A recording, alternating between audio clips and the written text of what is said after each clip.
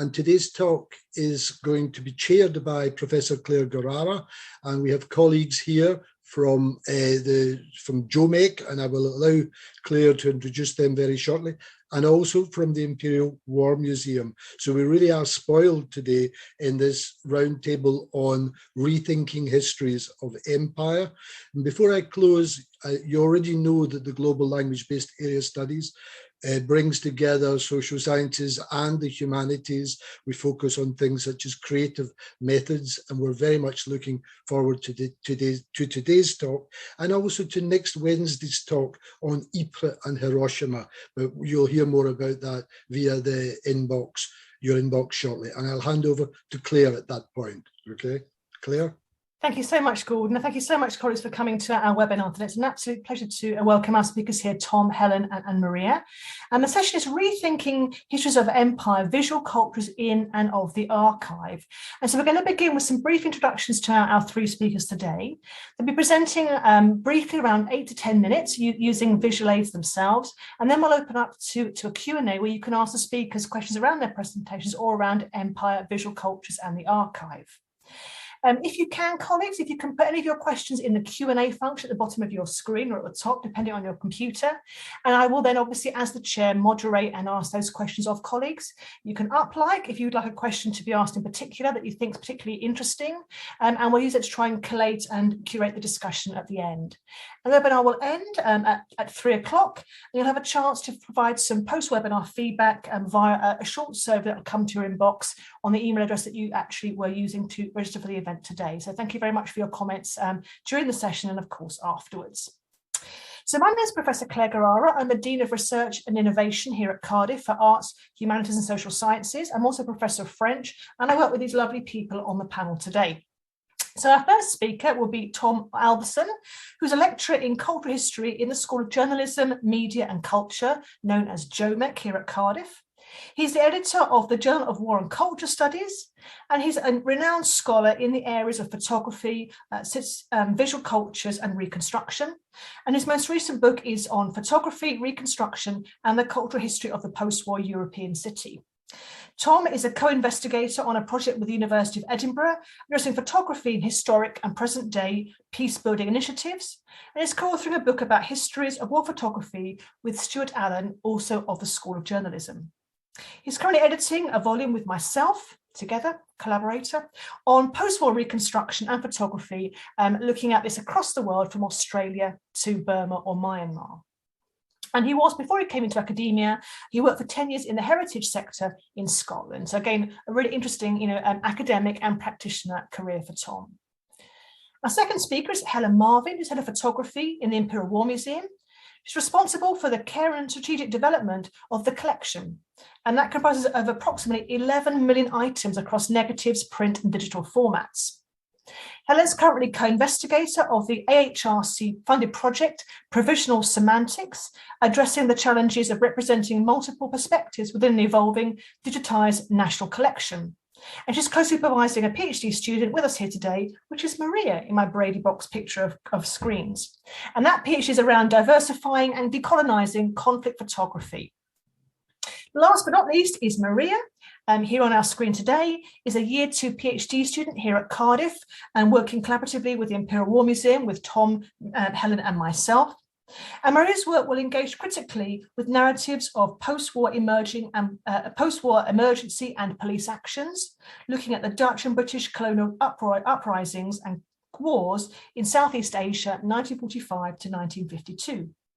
Maria also runs the Network for Developing Photographic Practice for PGR students and ECRs, looking at all areas linking to photography, and she writes and curates blogs and pieces around photography and early career researchers. So many thanks to our three amazing speakers here today for this piece around photography, empire and the archive. And we're going to begin with a presentation for Tom, each around 10 minutes and then open for questions. So over to you first, Tom. Great, thanks very much, Claire. Give me a second while I try and get myself set up. Are you able to see that? Does that slideshow work for you? Brilliant, great. Okay, 10 minutes, that's demanding. It usually takes me more than 10 minutes to order a cup of coffee.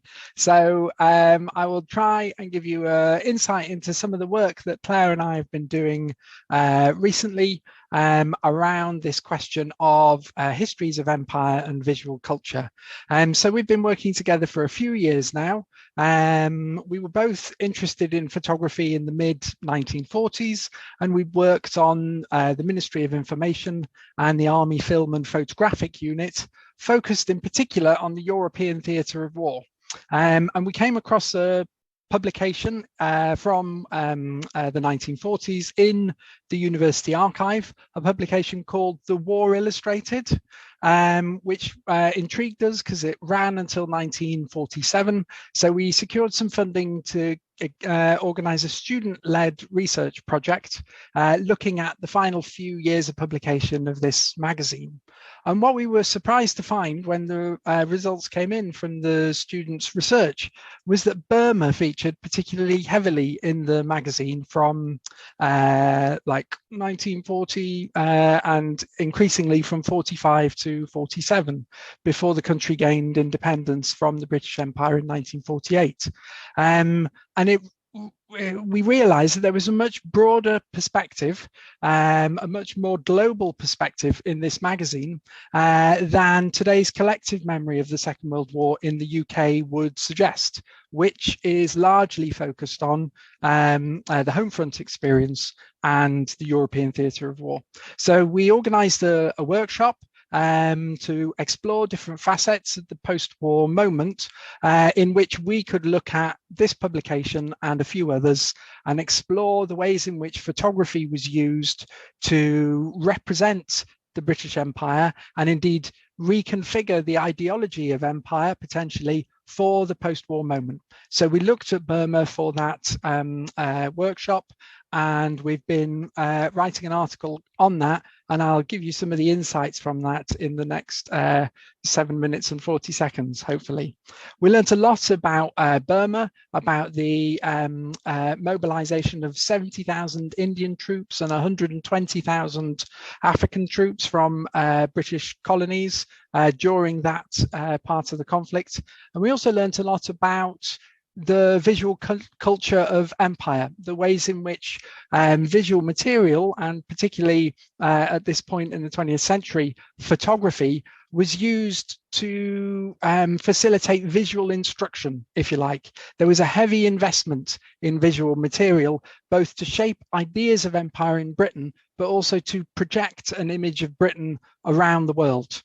And so we'll be looking at these examples and the way in which they crafted an image of empire, particularly for Anglophone audiences, not only in Britain, but in New Zealand, Australia, Canada, and South Africa.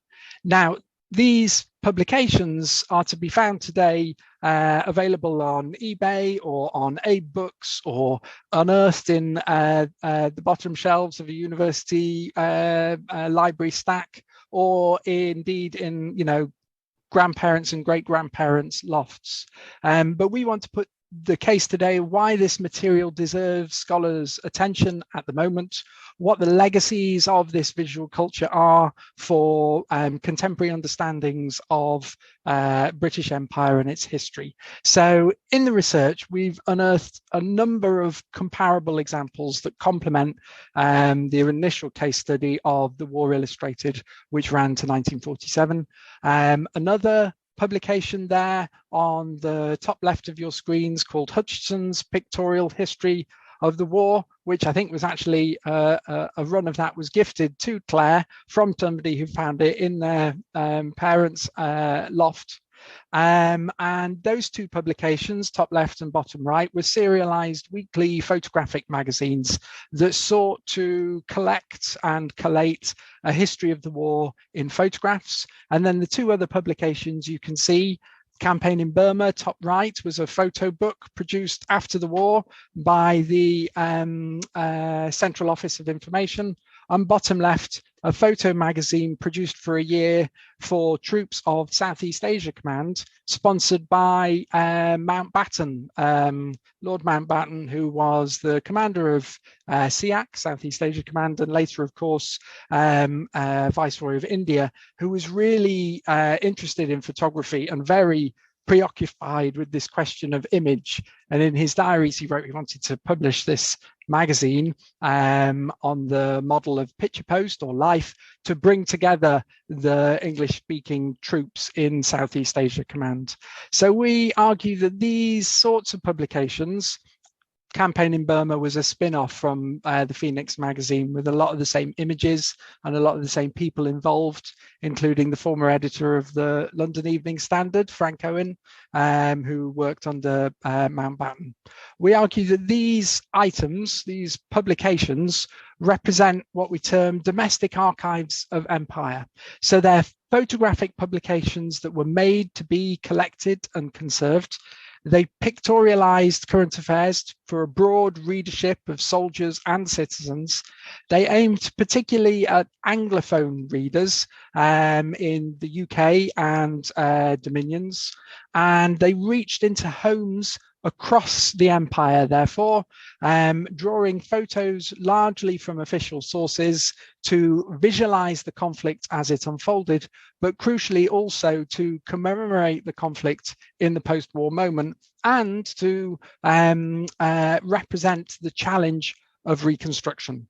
So I'll look at a few examples from these pages, and hopefully they'll show you that these publications instantiate a concerted effort through photographic material to domesticate empire as both an adventure story and a picture of togetherness, which would be consumed and shared and commemorated in collectible souvenir volumes in a home library. And that's why we've used this term, domestic archives of empire. All right, so here are a few examples. A couple of covers from the War Illustrated, and there's a sense across the pages of these publications that there's a egalitarian togetherness in the modern British Empire circa 1945, that there is a place for all troops in the empire, but it's, as you can see from these images, I think, a carefully choreographed image of empire, and it's quite an exoticized image of empire when it comes to people of color, when it comes to troops from India and from Africa. And we'll also see that it's quite a racialized image of empire. There's quite a clear hierarchy with troops from different parts of the British Empire. There were collections of portraits like the ones on the left here, published under this banner Roll of Honor, which brought troops from across the empire together. It unified them because the photos are the same and they're all wearing uniform, but it differentiated them as well. It gave them a rank, and it gave them a country of origin. And so the pieces of the empire jigsaw, if you like, are laid out to be appreciated as individual elements, but also as the whole picture. But as I was saying, it was definitely a hierarchy of colonial troops. You can see on the right hand side there, this regular feature, Our Empire's Proud Share in Victory, which when people of color had their wartime experience narrated for them, it was written by an Anglophone journalist, and the photographs frequently depict, as in this instance here, a black soldier from Accra who's being cared for by a white medic. Frequently see African soldiers in particular in quite sort of subservient roles or completing menial tasks, whereas white soldiers are often given agency in a way. They tell their own story. They're involved in, and bottom right here, you can see an engineer instructing somebody from the British Indian Army. They're often given much more of an active role in the narration of the Empire's contribution to the war. In fact, in this example, bottom right there, you can see the community of white soldiers clustered around a radio. They're performing that sort of togetherness and the togetherness of the Anglophone community. So these images don't just sort of illustrate, they activate particular ideas. And those ideas are always sort of related to masculinity and related to race. Here, disturbingly, images of livestock, cattle and other, animals used in warfare are pictured alongside Indian troops being loaded all together onto aircraft. The white soldiers often are depicted in very different ways, in active ways, often stripped to the chest, with weapons or binoculars, some form of tool or instrument, and their gaze is always important. The way in which they look at the place around them, or the way in which they, instruct somebody else in how to fix a car or how to use a machine gun or whatever it is. You can trace some of these images across the different archives, but what we were interested... We've got 1 minute to go to see. Sure, Claire. All right. What we were interested in doing in particular was thinking about the ways in which these publications represented a domestic archive of empire. So there are other examples I could have talked about if I'd done my timing a bit better, and I'll show you these briefly before I conclude.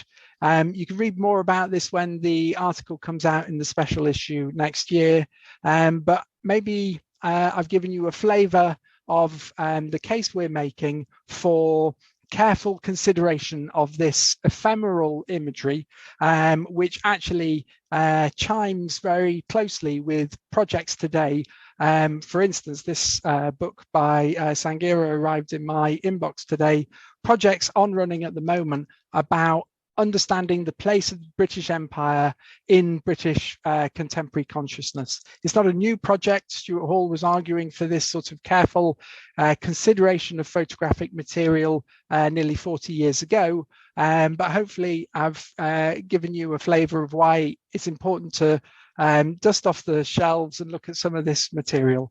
There's a select bibliography there, but I've run over time, so I'll call a halt. Thanks very much.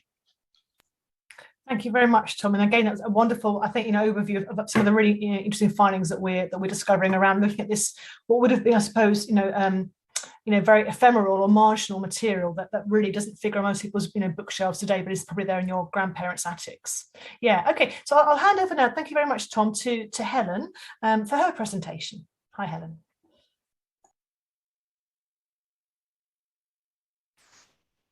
Just trying to get my screen to work.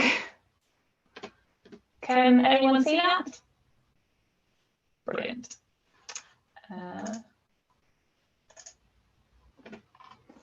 Okay, so during my short presentation, I want to show you the outputs from a research project that I've been working on, Provisional Semantics, that speaks to today's theme, rethinking histories of empire visual cultures in and of the archive. I'll provide a brief introduction to the scope of the project, some context about the IWM photograph archive, before moving on to discussing the detail of the IWM case study. So this research sits under the IWM Institute, which is the IWM's hub for experimenting with new ways of deepening understanding of war and conflict. And the Provisional Semantics project, the full title's on screen, it's quite long, is one of 8 foundational projects funded under the Towards a National Collection Opening UK Heritage to the World programme, funded by the Arts and Humanities Research Council. And the overall programme is exploring what is needed to create a unified national collection by dissolving barriers between collections, including the UK's museum, archives, galleries and libraries.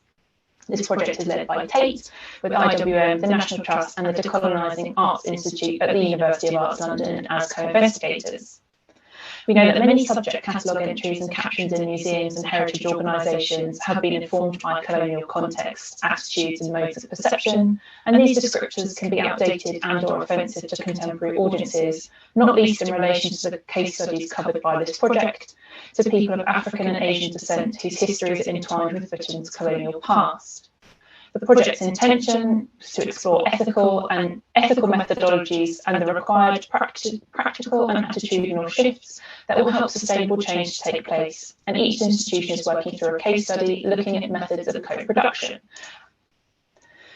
In the early stages of the project, the team also looked at a wide range of issues, including positionality, colonialism, and co-production, and we've revisited these themes throughout and alongside the case studies, we've established a reading group to engage critically with relevant literature.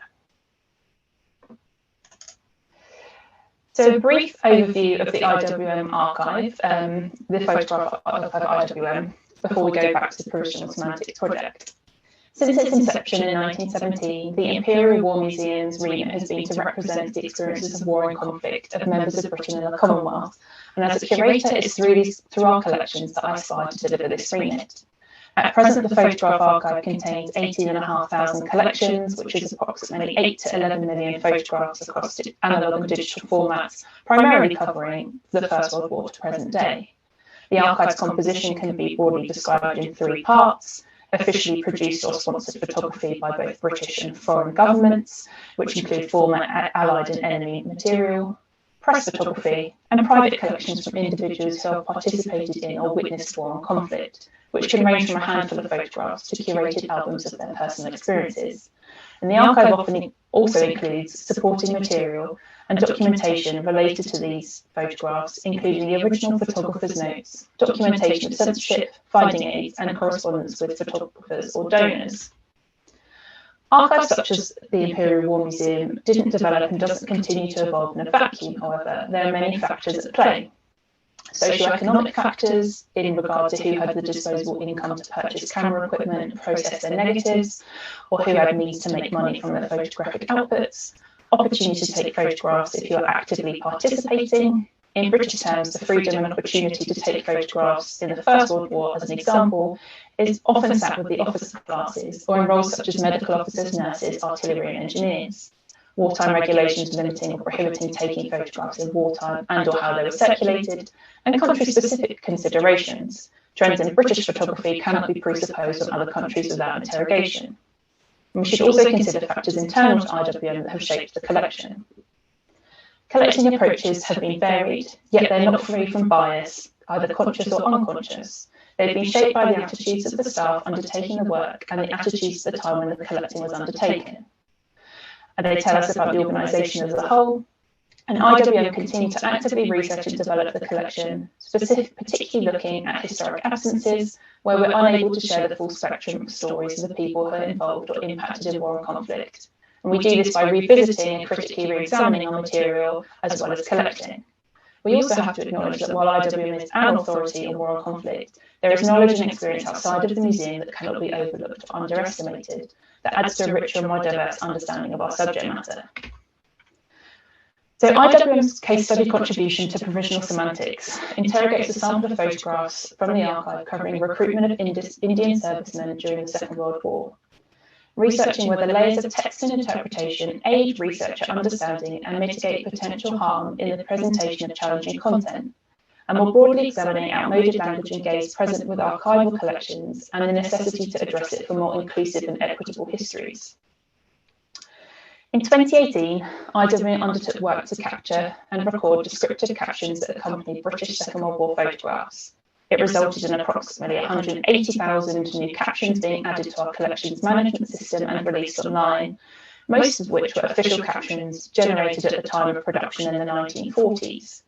It became increasingly clear that these captions simultaneously provide an excellent historic resource, while also containing problematic language that ranges from phrases or terms that are not understood by contemporary audiences to language that can cause harm or distress, and many of the photographs are framed by language or context in a way that reinforces colonial language and gaze present at the time of production. The resulting photographs in many cases become hidden by the language because the terms are not recognised today, and also the way the photographs are presented, there's very little context, limiting the capacity of audiences to understand how and why they were taken, by whom, and what they may have been used for at their time of production and since. In the photographs identified for this study, there's also ethnographic language that homogenises the experiences of the people photographed, and their individuality and humanity is lost. For the IWM case study, I selected a sample of photographs that form part of the British official collection, covering the Indian Army units and home front in India at the time when India was a colony of the British Empire. The details on screen provide some basic catalogue information for approximately 5,000 photographs in this series, at approximately 75% of which are only catalogued with their original wartime captions, and only 5% of which are digitised. They were produced as part of a wider effort to document the war, but also used by press and propaganda in India, Britain, and across the Allied nations. Their original captions date from 1942 and help us understand the aspiration behind their commission. Crucially, however, the text can also be interrogated to discover the social, military, and political context within which they were created. Generated by a combined effort of different departments in India and Britain, these photographs retain traces of the British Press and Censorship Bureau, the Ministry of Information, and as well as the Bureau of Public Information, which was part of the Government of India. To enable this case study, 53 new photographs were digitised, scanning both the image and the contextual details on the reverse. And our method of co-production for the case study was to work with academics outside of IWM, whose fields of research intersected with the case study and the photographs, so they could explore and reveal meaning and context that were absent. So we worked with Dr. Ashik Iqbal at the University of Korea in India and Dr. Guy Bowman at the University of Exeter in the UK, as well as Dr. Dia Gupta, the past and present fellow at Race, Ethnicity and Equality in History at the Royal Historical Society. They produced 22 new captions for each photograph, addressing issues of colonial framing, power dynamics and social political contexts, as well as producing short essays and some contextual text for the more complex historical themes that situate the imagery that can't be sufficiently outlined in the captions alone. So I'm just going to share a couple of examples. When I first encountered this photograph, I was immediately drawn to the language being used to describe elements of Indian society. Here, primitive and Old Testament times are used, which tonally I read as derogatory comments on how developed Indian society was in comparison to a Western Eurocentric standard. The new text developed by Ashik to support this photograph grapples with these terms and framing and places it in the wider context of the British colonial agenda in India and the backdrop of the movement towards Indian independence.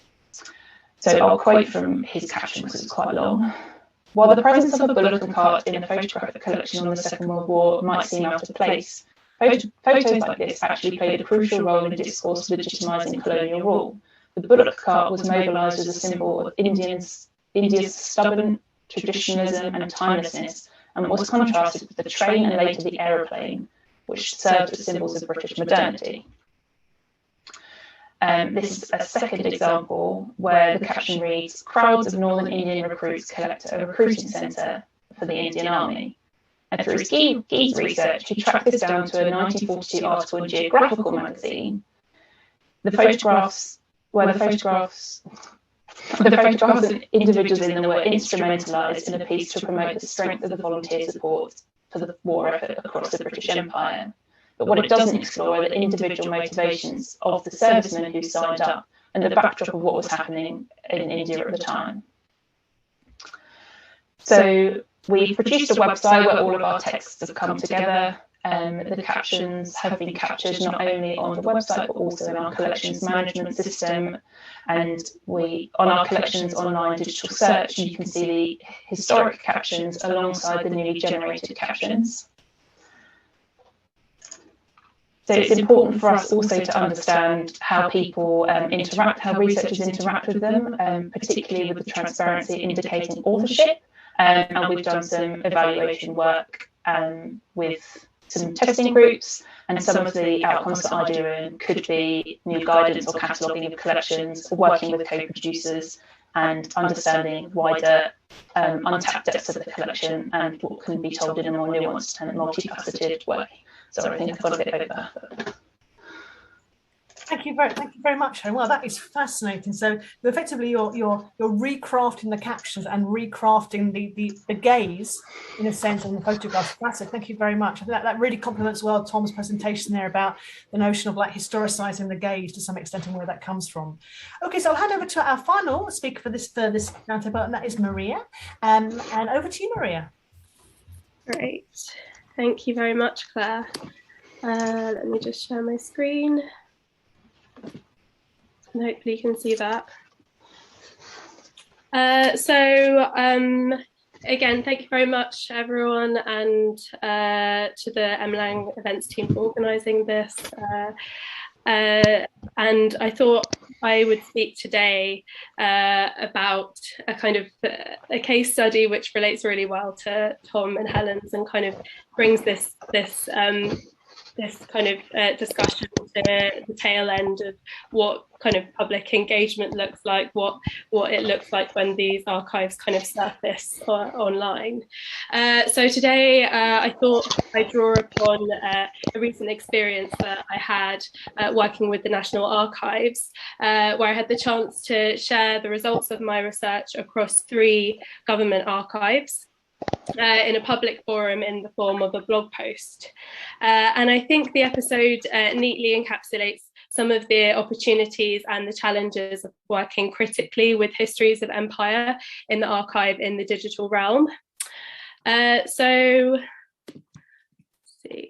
the idea behind the blog post, which was co-written with the collection's curator at the National Archives, Catherine Howells, was to trace a single photograph across 3 different government archives and reflect on what this indicated about its different real-life applications.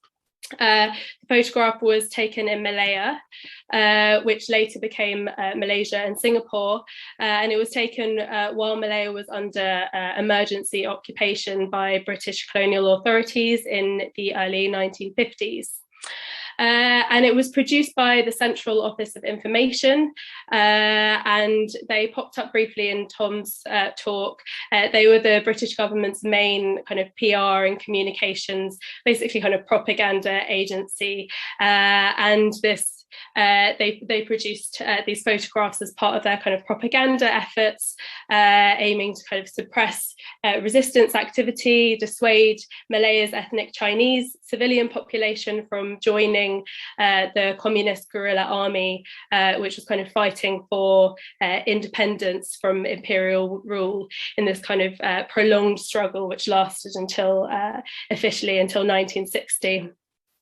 So I began my blog post with the original print of this photograph, which was held in the IWM archive. I explained that it was taken under duress, that the 3 kind of unnamed boys who are described here as captured bandits were ordered to pose with their surrendered weapons. And I explained this is a kind of typical example of a trophy photograph, which is a genre with well-established ties to military conquest and as a practice that's particular to colonial wars in Southeast Asia, to ideas of white supremacy and kind of state-sanctioned endorsement of violence against bodies racialized as non-white. So then I turned to the appearance of the same photograph in an Air Ministry album, where it was used as part of a kind of picture series to illustrate to British audiences the significance of kind of communist threat, and to essentially kind of raise funds and also kind of conjure up moral support from British audiences for the Far East Royal Air Force. And then finally, I turned to a Colonial Office pamphlet, which is held at the British Library. And this is titled Malaya, the Facts. And here the photo featured accompanied by a caption, squatters or terrorists. and I explained how this pairing of images perpetuated kind of harmful stereotypes about Malaya's ethnically Chinese population, kind of reinforcing kind of dehumanizing terminology that was intended to delegitimize this population's claims to land and their grounds for the independence struggle. So in the days after the publication of the blog post, readers' responses began to accumulate in the comments section until there were 9 in total. So I thought conducting a kind of digital ethnography would help bring to the surface what these comments tell us about the cultural sensitivity of this work, especially when it's conducted in the digital realm. Okay, so first of all, I was struck by the fact that many of the engaged readers use the blog post as a touch point to share their family connections to this history and to offer reflections from childhood. So, for example, this user alludes nostalgically to their family's sojourn in Malaya as part of their father's work for the Central Office of Information, and kind of noting that to a large extent he was successful. So the same user concludes this comment with a call to remember the rubber plantation managers and their families who were killed by CTs, which is the shorthand for communist terrorists, which was a term that the British used to describe their opponents in Malaya. And this call aligns with a kind of dominant establishment narrative of this history that has the kind of damaging effect of centering the victimhood of white settlers. And the user adds that the independence was always Britain's goal, which is a kind of retrospective claim that just overlooks centuries of colonial rule and occupation in the region. And so the notion of a kind of benevolent empire under attack is one that recurs in another comment too. A different user insists on the barbarity of CTs and the idea that Britain were in fact more than willing to grant independence to Malaya.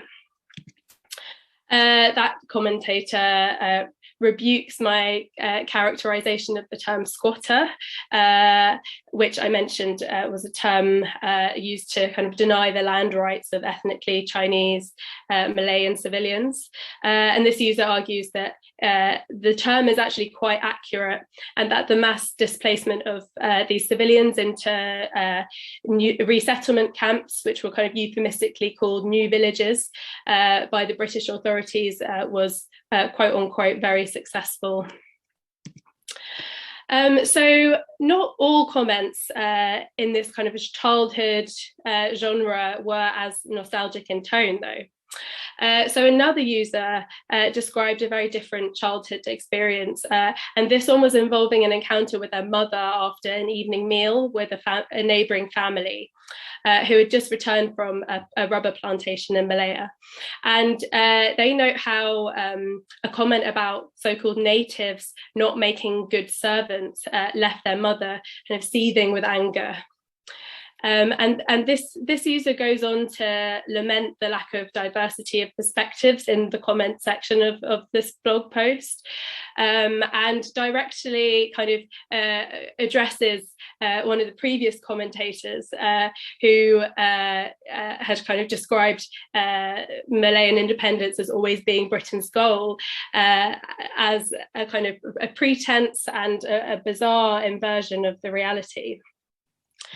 So this exchange brought up for me how entangled histories of empire are with people's lived experiences and emotions, revealing a kind of spectrum of childhood memories, and how the result was often, but crucially not always, a rose-tinted view of empire.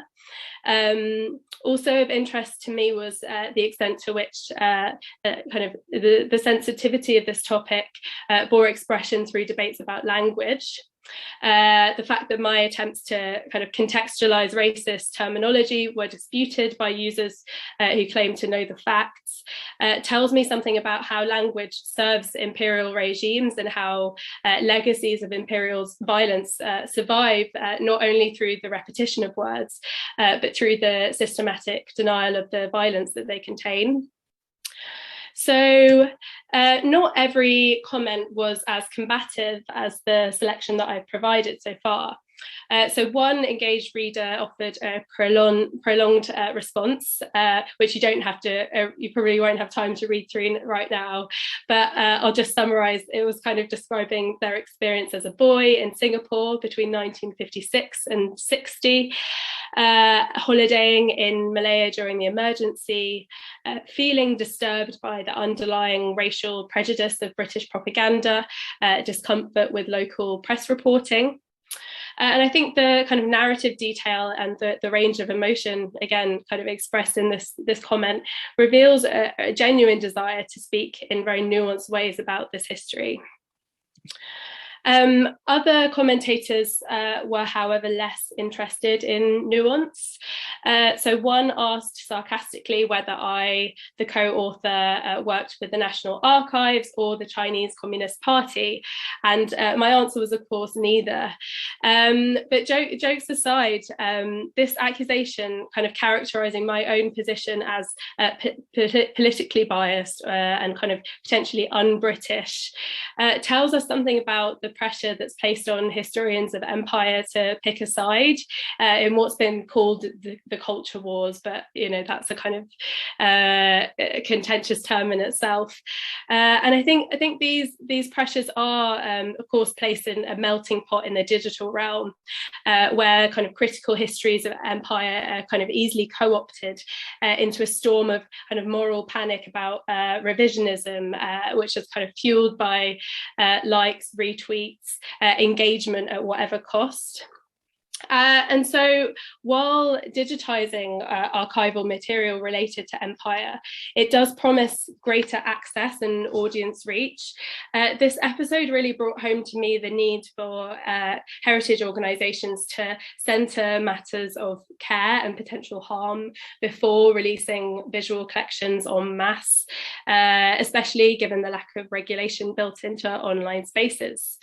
So the work that Helen's team are doing on provisional semantics is a brilliant example of this. And so just a kind of a final note to kind of conclude that point. This is an example that kind of speaks to this issue of kind of lack of regulation quite directly. And this was a commentator who linked to an interesting photograph, which I've obscured here. It's a kind of a quite violent photograph, supposedly of a demonstration, but we can't be too sure. And it's a sergeant holding down an unarmed combatant in a headlock. And it's being sold for $24.90 per print on a commercial image platform called IMS Vintage Photos. And I think given how easily kind of violent images from this period can be circulated and reproduced for kind of private consumption on these kind of unregulated or under-regulated online platforms, the onus is really on heritage organisations and kind of collections keepers, those who represent them as well, to kind of counter this by contextualising and restoring complexity to their digitised collections, and making explicit as well the value systems and the worldviews of those who created them. So I think that it's important that these considerations are built into the mechanism of the digital tools that we're using to display visual records related to empire, that they also inform decisions about what kind of material to display or sometimes remove from public view. And I also think it's equally important that the difficult conversations that collections like these can provoke, and these kind of quite emotional conversations that they can provoke, around our shared imperial past, that they take place offline as well as online, where you're kind of not afforded the distance and the kind of anonymity that these digital spaces provide. So yeah, that's all from me, and thank you very much for your time. I very much look forward to any questions in the Q&A part of this discussion. Thank you so much, Maria, for a really rich paper, precisely around, and you're talking to a large amount of linguists here, people who understand completely the nuance, depth and complexity of language surrounding languages as both a support to contextualization of visual materials. Thank you very much. Okay, colleagues, if Helen wants to re-show herself, we can go to the Q&A panel. And we've got 2 questions in, I think, actually maybe more than that so far. I'll just have a look at those now. So I think the first one would be for you, Tom, in the chat. And it's from our delegate Alexander, asking, Tom, do photographs taken by soldiers, i.e. non-official photographers, do these also feature in the publications that you've been talking about today? Yeah, in fact, in the magazine Phoenix, they have a photo competition, and it's really striking how similar the photos that are produced by the soldiers are to the official photographs. So the winning photo is of a man in a slouch hat, bare-chested again, and he looks like an extra in a film about the Burma campaign. So yeah, soldier photography does feature, and there's a bit of a sort of blurred boundary with some professional photographers becoming soldiers who then act as official photographers, but the magazines themselves, the publications kind of elicit or solicit, whatever the word is, soldier photography, but it's within prescribed discourses, you know, so it doesn't provide a different point of view. You don't get the sort of trophy photos that Maria was talking about, for instance, in these publications. Thanks, Tom. And again, colleagues, just for information, thank you very much to Helen and to Maria. Helen's posted a link in the chat to the Provisional Semantics webpage to take a slower look at some of the fascinating deconstruction of images there and captions. And Maria's very kindly posted a link to the blog about which she's been speaking today, and where those reactions will be there in the comments section. So I've got a second question here on the Q&A, Maria, Helen and Tom. It's a biggie from Olivia. So I'm going to let you guys reflect on question number 2. I'm going to go to Tom on question 1 from Charlotte, which is about the idea of the gaze and the idea of instruction. So Charlotte's asking, Tom, can you say something more about the role of the gaze in this colonial imagery, and how or whether it posits colonial troops as inferior and in need of white instruction? Yeah, so the gaze and the relationship and I suppose the positionality of colonial troops and the notion of white instruction. Yeah, so this idea of visual instruction operates on loads of different levels, or several different levels, within the visual culture of empire in the Second World War. And one of them is definitely the depiction of white males showing people of colour how to do stuff, how to fix cars, how to fire machine guns. So there's and that operates in a double way, if you like. There's visual instruction taking place within the photo, and the photo itself acts to promote a particular way of looking at colonized peoples. So there's visual instruction documented and visual instruction performed through the image. And if I'd had another cup of coffee, I could probably think of another example as well of visual instruction operating in a different way. There's some really interesting research on the Colonial Office Visual Instruction Committee, which was set up at the start of the 20th century, using photography to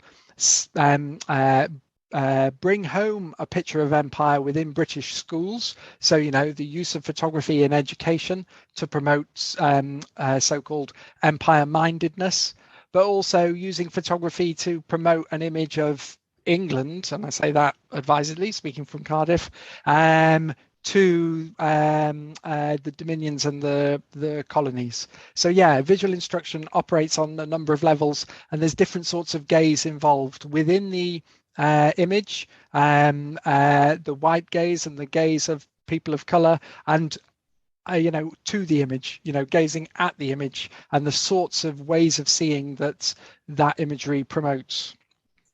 Thank you, Thomas. It's a really full answer. Thank you. If colleagues want to raise a hand to ask a question live, you'd be most welcome to. But I'm going to move to our second question, which is a really a big question from Olivia about how can the narratives of historical archives be open and changed? This is a really, really important and significant question that you asked, Olivia, and one there is not a simple answer to, but we have got different perspectives in our Zoom room today. So can I start with you, Helen? I mean, again, no, there's no panacea to all of this, but can you maybe give us some of your reflections on Olivia's question to begin with?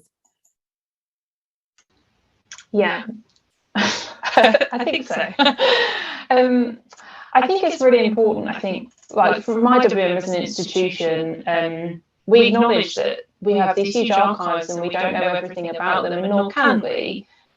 So we do a lot of digitisation work, which when we release the material, we have to be quite careful around, obviously, because there are sensitivities and nuance. But we are also an institution where we hold public records, so we want to make this material as available as possible. One of the newest things we've done as an institution is put a new web page up where we're essentially inviting people to give us more information, and that doesn't have to be, this is this regiment or this is this individual. It can be based more on experiential, lived experience or other knowledge forms that aren't necessarily like this is how, when, and where. So we're trying to be very open with how we collaborate, working in co-production methods. Our archive is open to the public, so you can access it on site, and some of it is available online. So we try and put as much out there as possible in a meaningful way to spark conversation, and that's what we want. We want conversation. We're not an organisation where we're going to tell you what the right or the wrong thing is. We want to spark conversation and discussion around our collections. Thanks very much, Helen. I think I appreciate that the complexity of the request, both collectively and individually as well. Maria, obviously, is an early career researcher, and you've really reflected beautifully today on your individual experiences of an openness to some extent around archival material. Could you maybe give us your perspectives on this question about how these historical archives can be open and changed?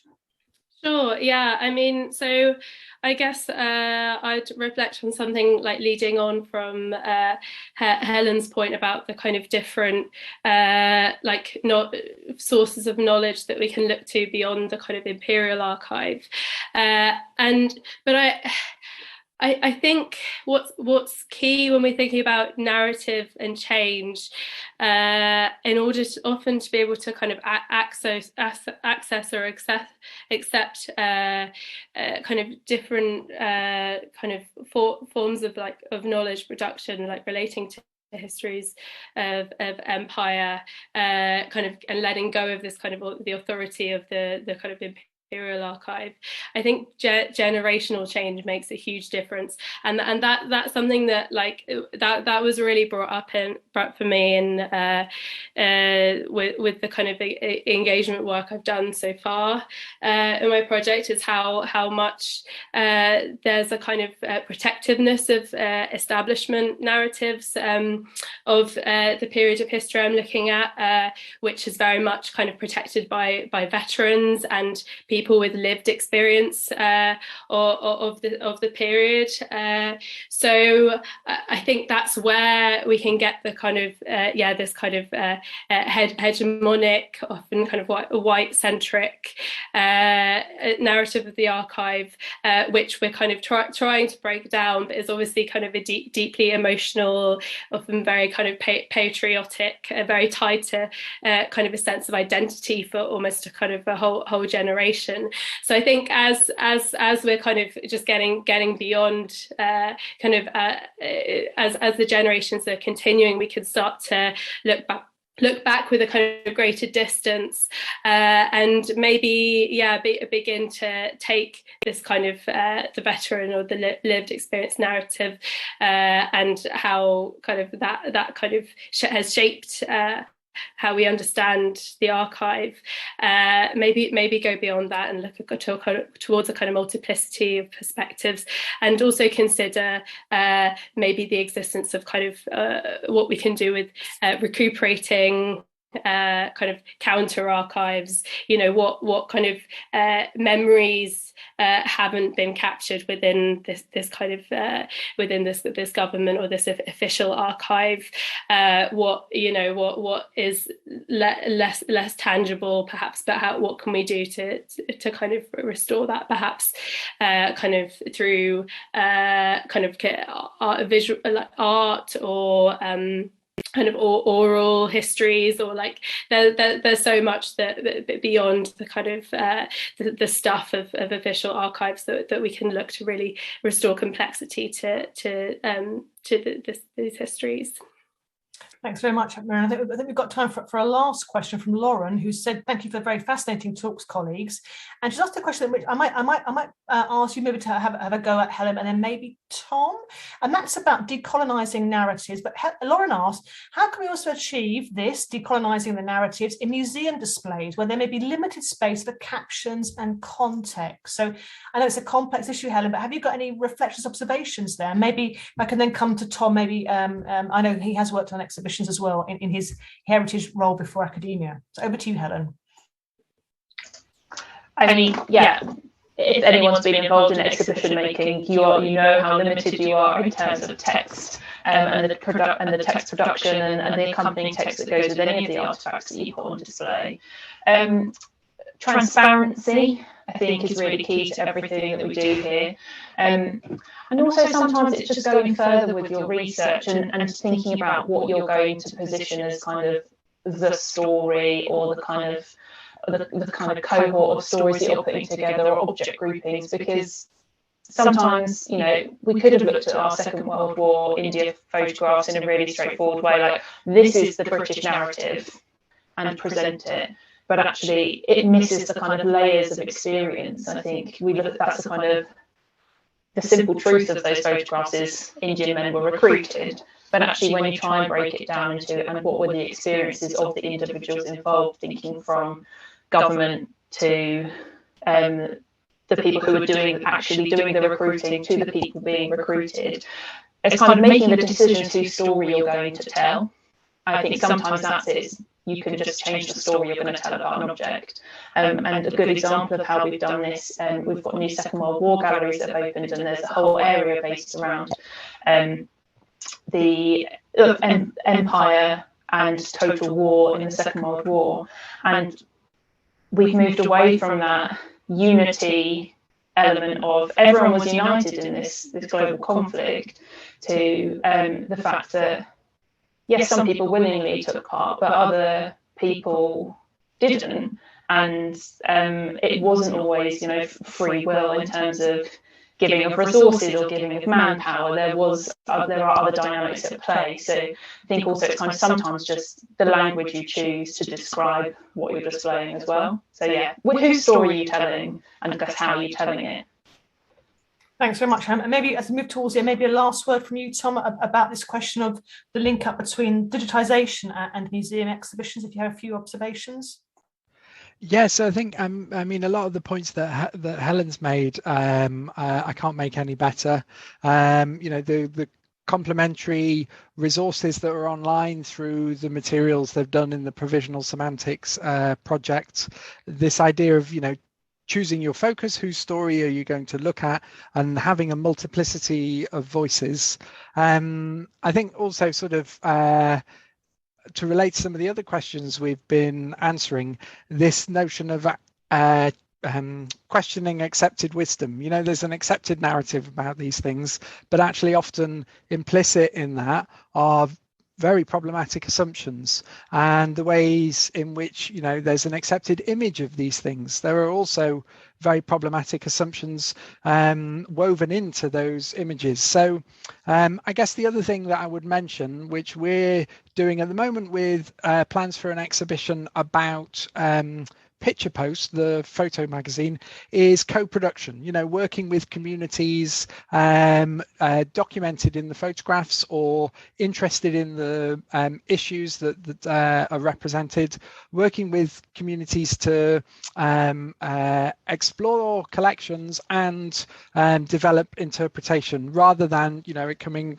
as a top-down initiative. And that's something I think that the Imperial War Museum have been doing for a long time and are very skilled at. So yeah, I don't think I've got anything else to add other than that. Well, thank you so much, Corey. That was a really rich and really fabulous discussion. Thank you so much for all of your input and for a really, I think, you know, critical, engaged, but, you know, thoughtful series of observations about how we work with what we have and what we can do more of, and how that relates to the audiences that view the materials. I don't know if you want to have a final word, Gordon, as the theme lead for this group, to say thank you to colleagues, and then I think we'll